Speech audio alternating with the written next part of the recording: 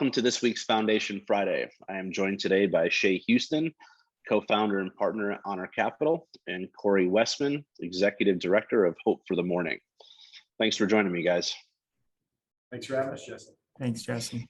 Nope, absolutely. And we're here today to talk about the foundation that Cory started, Hope for the Mourning. So Cory, if you don't mind, we just kind of introduce the foundation, sir. Yeah, my wife Heather and I started the foundation in December of 2009. We lost our oldest child, our only child at the time, Micah, earlier that year.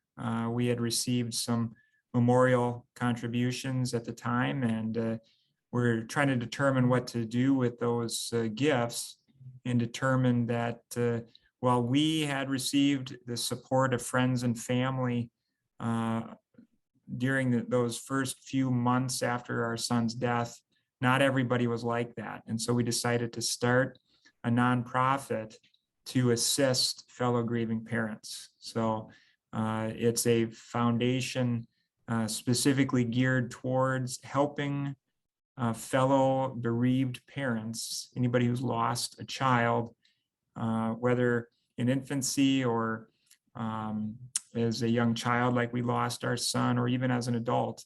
That's our goal, and our hope is to come alongside folks with biblical resources and encouragement to help them in those difficult times. Thank you, Cory, for that introduction.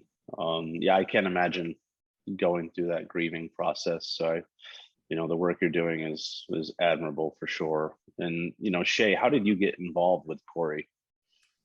Yeah, just kind of running similar circles. Our kids go to school together, just a little private school.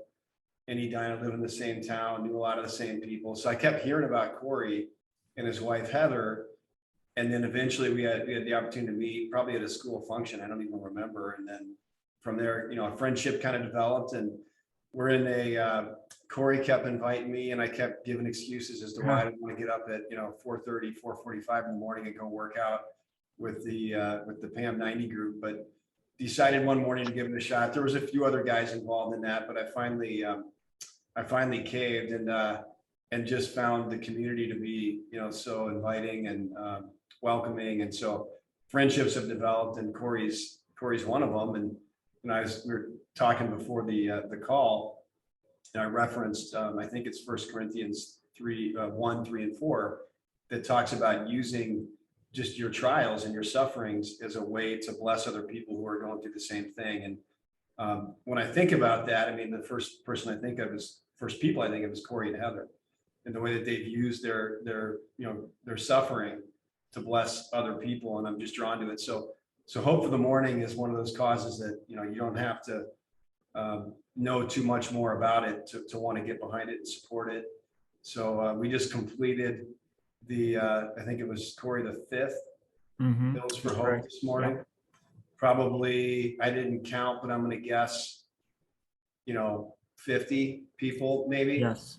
Showed up at 5 o'clock this morning at a local ski hill here, and we ran hills for an hour and a half, and we did it to raise money for for Hills for Hope and for Hope for the Mourning. So I think I completed about half the laps that Cory did, but that's the connection. And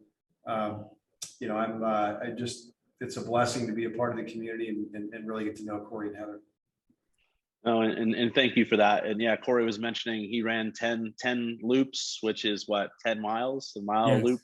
Yeah. And you guys are still gracious enough to give me your time. A few hours later, I might be in bed after running up and down hills for that long. Yeah. Well, my 16-year-old said he was going to do it, and that was yesterday. He changed his mind at 4:45 when I was trying to pull him out of bed. But my 14-year-old made it, so I was good. Okay. Well, that's fantastic. That's good fundraising. Another successful. So that was the 5th one. Yes. Yeah. It's just been such a great group of friends, some of whom, to make the connection back to what you were saying, Shay, is a couple of those guys in that group are themselves bereaved parents. And the way that I believe God works is that he interacts with our sufferings, allows them to happen so that greater things can come from them. One of the significant relationships that was formed out of Hope for the Mourning was a guy by the name of Brett Peterson, who became a lifelong friend, and he introduced me to the group that Shay and I are now part of. So it's those sorts of connections that we hope to foster both in life as well as through Hope for the Mourning, is coming alongside of folks and try to get them connected with other groups who are similarly situated or who can speak into their lives with words of encouragement, provide practical forms of assistance for where they're at. Thank you for that. So when people make a donation to Hope for the Mourning, I believe it's called, is it the Micah Foundation? Yes, Is that what right. it's called? Yeah. Where do those donated dollars go, Cory? Yeah. Our legal entity is the Micah Westman Foundation, and our doing business as is Hope for the Mourning. So our website is hopeforthemorning.com. Those finances, the monies that are raised go to really 3 different categories. One is the first sort of introduction to grieving parents, or from Hope for the Mourning to grieving parents, is a care package.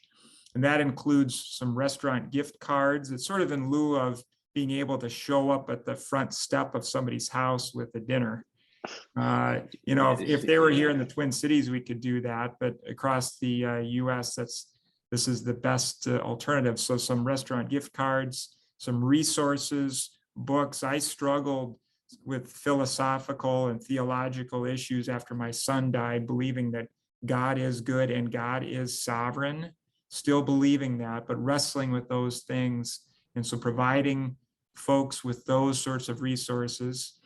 We also, secondly, provide scholarships for grief counseling, and then some grief retreats and resources. So that's the second way that that assets are used. And then third is our executive director is currently part-time, but she does follow up and do some personal counseling, both by Zoom and then in person here in the Twin Cities. So that's where donations are going, are those 3 sets of support that we're providing to grieving families. Thank you for that explanation. And then people can just donate right on the website, correct? Yes, yeah. There's a PayPal link to Hope for the Mourning, and then you can make gifts through your donor advised fund to the Micah Westman Foundation as a 501c3 organization. Perfect. And then Shay, what can our peers in equipment finance do who are watching this interview, or even in the local area, do to support Hope for the Mourning? Yeah, I mean, the goal of wanting to even do this interview and give Cory a platform to maybe meet or reach a different audience that he otherwise in his profession wouldn't be able to reach, because you just never know who might be out there who either experienced the loss of a child or has somebody close to them who has, and for those folks, Hope for the Mourning can be a great resource. So my goal and hope for the equipment finance community is that folks could maybe go to the website, see what it is, create awareness, and then put them in a position to help direct folks who are struggling through the loss of a child back to Hope for the Mourning to get them the support and the help that they need. And then the other element of it too, I guess, just as it relates to our company, I mean, Honor Capital, we're a purpose-driven capital finance company, so we really want to focus our attention and our resources towards helping people who are in need, helping our communities. And as I said earlier, this is an easy cause to get behind. So my hope would be that maybe other companies that are out there that are in our industry that are looking for ways to give back and ways to really help the community, that they might consider Hope for the Mourning as one of the options to do so. And thank you for that. And maybe we're joking about this beforehand, but maybe I'll even muster up the courage to I need to get in better shape, because otherwise it's going to be a liability on the ski slopes up there. But maybe I'll make a trip up to hills. Well, yeah, this isn't Colorado, this is Minnesota. So let's be clear, but when you run them for 90 minutes, and Cory and his crew probably did, I'm guessing, Cory, you guys probably ran 11 miles of hills this morning. I think about 10. Yeah. Yeah. yeah, it'll add up pretty fast. So Jesse, we'd love to have you, or frankly, anybody else who wants to come to, Bloomington, Minnesota, and get up at 4:30 and come run hills. July 27th next year, come join us. Yeah. All right, well, excellent. Well, Cory, do you want to give the website one more time? And I'll put it at the end of this recording too, so people can go out and learn more information. Yeah, it is Hope for the Mourning. Mourning is in crying, hopeforthemorning.com. So please, I would just, the ask would be that, folks in the equipment finance industry know of a grieving parent, a grieving family, have them contact us, or more specifically, you can reach out and contact us through our website, and then we'll follow up with the grieving family. Excellent. Or, if for some reason you can't come up with that information, reach out to Shay, and Shay will direct you where to go. But Shay, Cory, greatly appreciate both of your time this morning and introducing us to Hope for the Mourning. Thank you. Thank you, Jesse. Thanks, Jesse. Yeah. Take care.